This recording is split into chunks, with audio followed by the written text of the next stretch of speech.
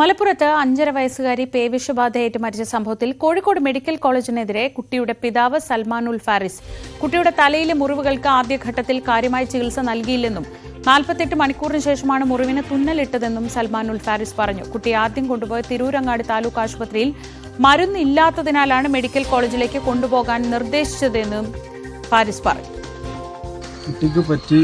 കുട്ടിനെ ആദ്യം കൊണ്ടുപോയത് തിരുവങ്ങാട് താലൂക്ക് ഹോസ്പിറ്റലിലേക്കാണ്. അവിടുന്ന് അവർ ഡോക്ടർ പറഞ്ഞത് കുട്ടീനെ ഡെറ്റോൾ ഇട്ടുകൊണ്ട് നല്ല കഴുകി വൃത്തിയാക്കി ഇവിടെ ഇതിനുള്ള ചികിത്സയില്ല, ഞങ്ങൾ കോളേജിലേക്ക് പോയിക്കോളി എന്ന് പറഞ്ഞ് ഞങ്ങൾ കോളേജിലേക്ക് എഴുതി കോളേജിലേക്ക് പോയി. അപ്പോൾ എത്തിയതിന് ശേഷം കോളേജിൽ നിന്ന് അവർ ഇഞ്ചക്ഷൻ അടിച്ച് എന്ന് പറഞ്ഞ് തലയിലും കാലിൻ്റെ ഇവിടെ നല്ല മുറി ഉണ്ടായിരുന്നു. അവർ കൂടുതലായിട്ട് ഇഞ്ചക്ഷൻ ഇതൊക്കെ അടിച്ചത് ഈ ചെറിയ മുറിയുള്ള തലിൻ്റെ നെഞ്ഞിൻ്റെ ഇവിടെ ഉള്ള ചെറിയ മുറിൻ്റെ അവിടത്തേക്കാണ് ചുറ്റോടിയിട്ടും കൂടുതൽ ഇഞ്ചക്ഷൻ അടിച്ചത്. തലൻ്റെ കാര്യം വലിയ മുറിയായിരുന്നു തലയിൽ. ആ തലേൻ്റെ കാര്യം അവർ അങ്ങനെ നോക്കിയിട്ടുമില്ല. അങ്ങനെ അവർ ഇഞ്ചക്ഷൻ അടിച്ചിക്കാണ്ട് 48 മണിക്കൂർ കഴിഞ്ഞിട്ട് നിങ്ങൾ പോരി എന്ന് പറഞ്ഞാണ്ട് വീട്ടിലേക്ക് പറഞ്ഞേക്കുകയാണ് ചെയ്തത്.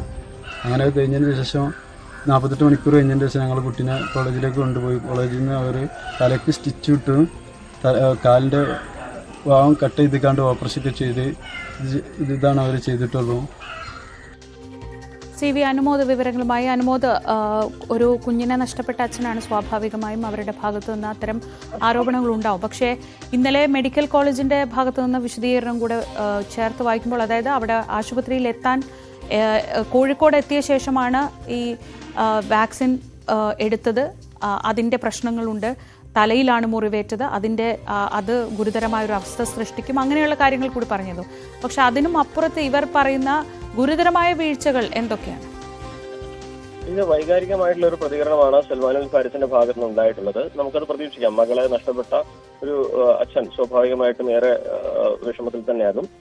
അദ്ദേഹം പറയുന്നതിൽ ഏറ്റവും പ്രധാനപ്പെട്ട ഒരു ആരോപണമായിട്ടുള്ളത് മകളുടെ തലയിലായിരുന്നു ആഴത്തിലുള്ള മുറിവുകൾ ഉണ്ടായിരുന്നത്. അതിനു വേണ്ട ഇഞ്ചക്ഷൻ അല്ലെങ്കിൽ പരിചരണം കിട്ടിയില്ല എന്നൊരു ഗുരുതരമായ ആക്ഷേപമാണ് അദ്ദേഹം ഉന്നയിക്കുന്നത്.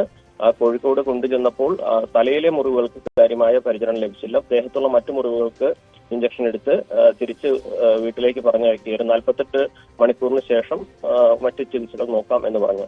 അതാണ് അതിൽ ഏറ്റവും പ്രധാനപ്പെട്ട ഒരു ആരോപണമായിട്ടുള്ളത്. അതുപോലെ തന്നെ തിരൂരങ്ങാടി താലൂക്ക് ആശുപത്രിയിൽ മരുന്നില്ലാത്തത് കൊണ്ടാണ് കോഴിക്കോട്ടേക്ക് കൊണ്ടുപോയത്. അവിടെ ഡെറ്റോൾ കൊണ്ട് തല കഴുകി എന്ന ഒരു വിശദീകരണവും അദ്ദേഹത്തിന്റെ ഭാഗത്തുണ്ട്. ഇതിൽ സാധാരണഗതിയിൽ നമുക്ക് ഈ ഒരു മേഖലയിലുള്ളവരുമായി സംസാരിച്ചപ്പോൾ മനസ്സിലാക്കാൻ കഴിയുന്ന ഒരു കാര്യം കൂടി ഇതിൽ പറയേണ്ടതുണ്ട്. ഈ തലയിലെ മുറിവുകൾക്ക് സാധാരണ സ്റ്റിച്ച് ഇടുന്നത് ഇപ്രകാരം 48 മണിക്കൂർ കഴിഞ്ഞതിന് ശേഷമാണ് വേണ്ടത് എന്നൊരു അഭിപ്രായം ഈ ഒരു ചികിത്സാ രംഗത്തുള്ളവർക്കുണ്ട്. കാരണം അതൊരു വൈറസ് പടർന്നു പിടിക്കുന്നത് തടയാൻ വേണ്ടി കൂടിയാണ് അത്തരത്തിലൊരു നിർദ്ദേശം വെക്കുന്നത്. അപ്പൊ അതുമായി ബന്ധപ്പെട്ട് ആരോഗ്യവകുപ്പിന്റെ അല്ലെങ്കിൽ ഈ കുട്ടിയെ ചികിത്സിച്ചവർ പറയുന്നത് എന്താണെന്ന് അറിഞ്ഞത് വേണം നമുക്ക് അത്തരത്തിൽ ആക്ഷേപം നിലനിൽക്കുന്നതാണോ അല്ലയോ എന്ന് പറയാൻ കഴിയുകയുള്ളൂ.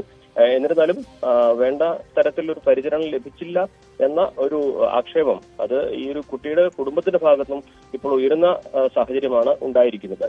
കുടുംബത്തിന്റെ ഭാഗത്ത് നിന്ന് തീർത്തും വൈകാരികമായ ഒരു പ്രതികരണം ഉണ്ടാവുന്നു, അത് സ്വാഭാവികവുമാണ്. പക്ഷേ ഇതിനും അപ്പുറത്ത് എന്തെങ്കിലും വീഴ്ച ഉണ്ടായെങ്കിൽ അത് കണ്ടെത്തുക തന്നെ വേണം.